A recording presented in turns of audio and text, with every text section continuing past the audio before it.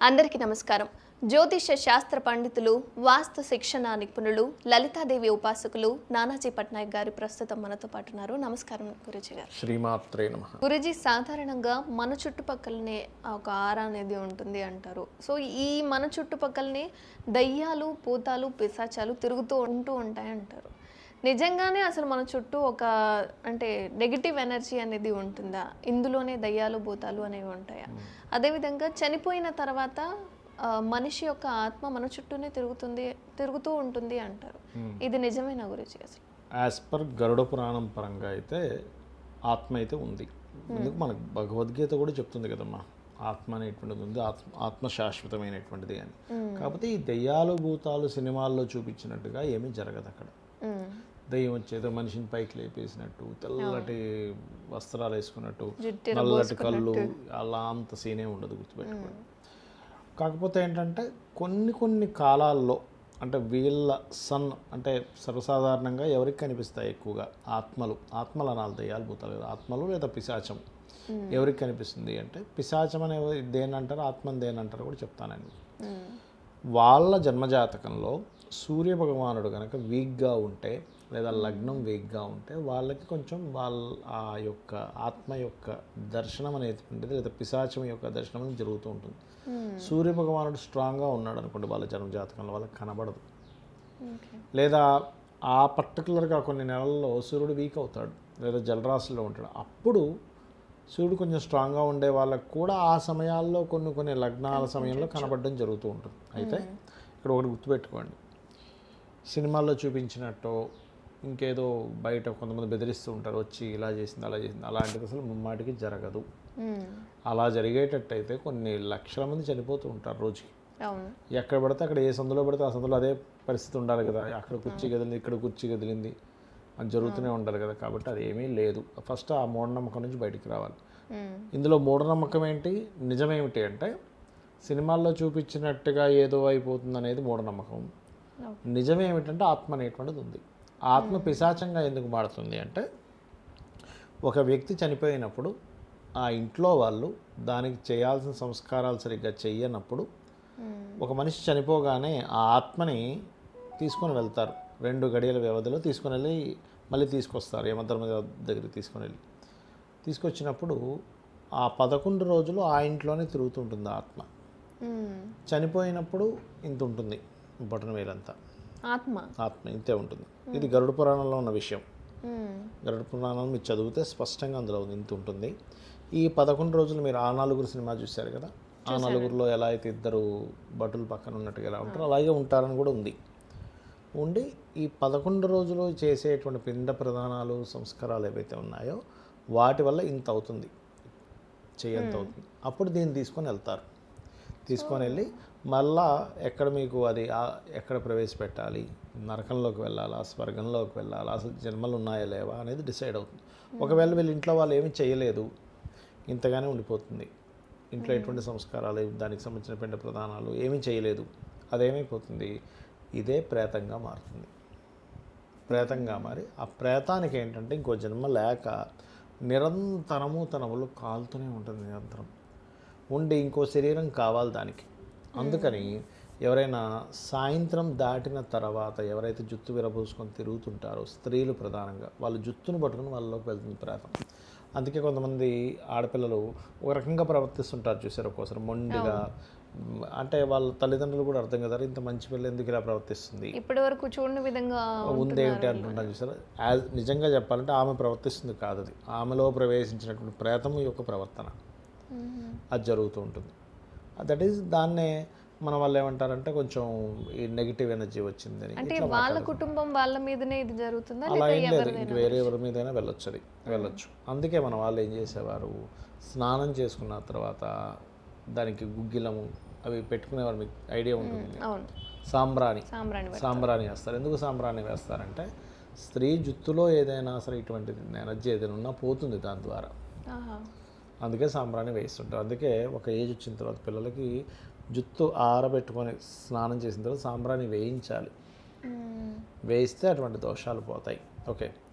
అయితే ఇంట్లో కనుక నిత్యము లలిత కానీ విష్ణు సహస్రనామాలు కానీ ఏదైనా దేవతా సంబంధించింది ఎప్పుడు నిత్యము కనుక మీకు జరుగుతూ ఉంటే కూడా ఇంట్లోకి ఇటువంటివి ప్రవేశించవు. అందుకే పాతకాలంలో బయటికి వెళ్ళి వచ్చిన వ్యక్తి బయటే కాళ్ళు కడుక్కొని లోపలికి వచ్చేవాడు.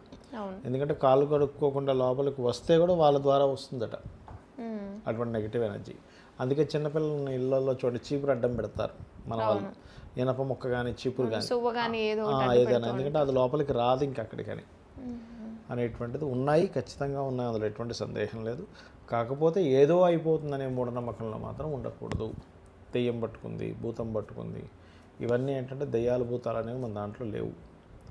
గోస్ట్స్ అంటే మనకి విదేశాల్లో గోస్ట్ బస్టర్స్ అంటారు, వాళ్ళ పని అదే అనమాట. అది ఒక సెక్షన్లా ఉంటుంది. అక్కడ ఎటువంటి ఇవి తెలియవు కదమ్మా వాళ్ళకి, మళ్ళాగా ఈ పద్ధతులు, ఈ పిండ ప్రధానాలు, దాన్ని ఎలా చేయాలి, ఇలాంటివి ఏమీ తెలియవు. పితృదేవతలు ఈ కాన్సెప్ట్ వాళ్ళకి లేదు. లేకపోవడం వల్ల అక్కడ ఉండేటువంటిదంతా కూడా ఈ గోస్ట్స్గా తయారవుతూ ఉంటాయి.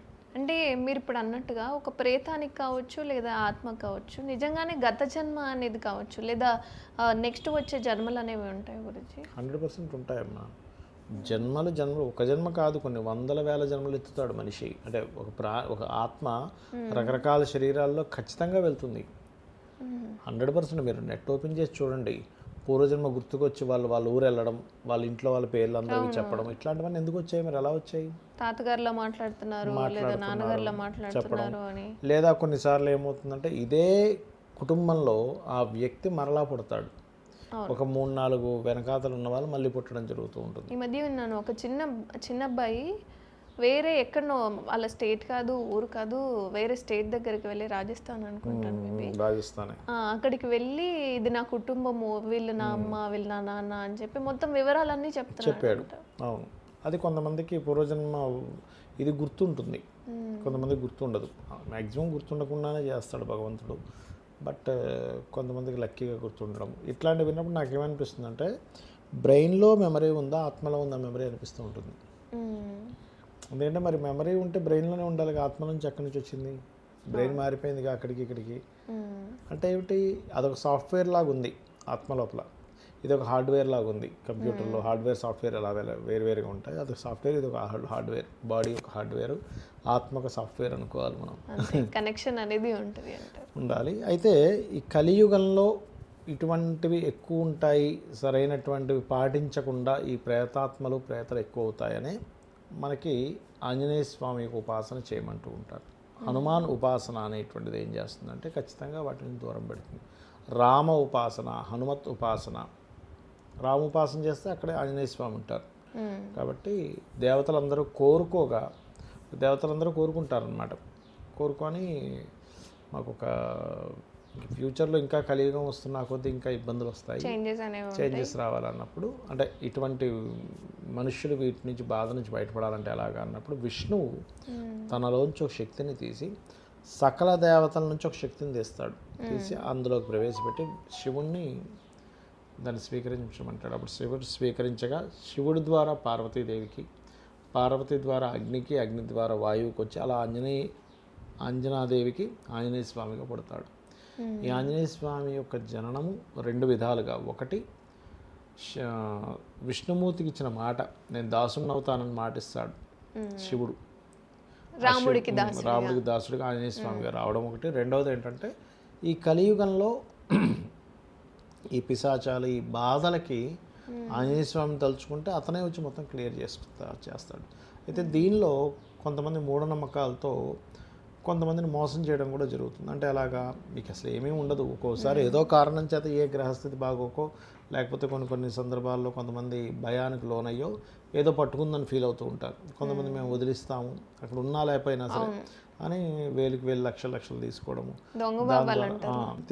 దాని ద్వారా వాళ్ళు మోసపోవడం జరుగుతుంటుంది. కాబట్టి ఏంటంటే ఇలాంటివేమీ కాదు, నేను ఆంజనేయ స్వామిని పూజించుకుంటాను. నిజంగా భయం వేస్తుంది, ఏదో ఆత్మ మనలో వచ్చిందని భయం వేసింది, తర్వాత ఫీల్ అయ్యాము, చక్కగా ఆంజనేయ స్వామి దండకం చదువుకోవడం చాలా ఆటోమేటిక్గా బయటికి వెళ్ళిపోతుంది, మీరు భక్తిగానే చేసుకుంటే కనుక. అదేవిధంగా గురించి చాలాసార్లు మనం ఆ ప్రదేశానికి వెళ్ళి ఉన్నాము అన్న ఫీల్ కూడా వస్తుంది. మనం ఎక్కడికైనా వెళ్ళినప్పుడు అంతకుముందు ఇక్కడికి వచ్చి వెళ్ళినట్టు అనిపిస్తుంది అన్నట్టుగా, కళ్ళలో వచ్చినట్టుగా అనిపిస్తూ ఉంటుంది. స్వప్నంలో గతంలో సేమ్ ఇదే టీంతో మనం మాట్లాడుకున్నాము. అవును, అంటే దాని అర్థం ఏమిటంటే ముందుగా మనకు ఆ స్వప్నంలో వచ్చింది అంటే మన ఈ స్టోరీ అంటే ఐ మీన్ మన ఈ లైఫ్ స్టోరీ ఏదైతే ఉందో ఇదంతా ఆల్రెడీ ఒక సినిమా తీసినట్టుగా రికార్డ్ అయి ఉంది.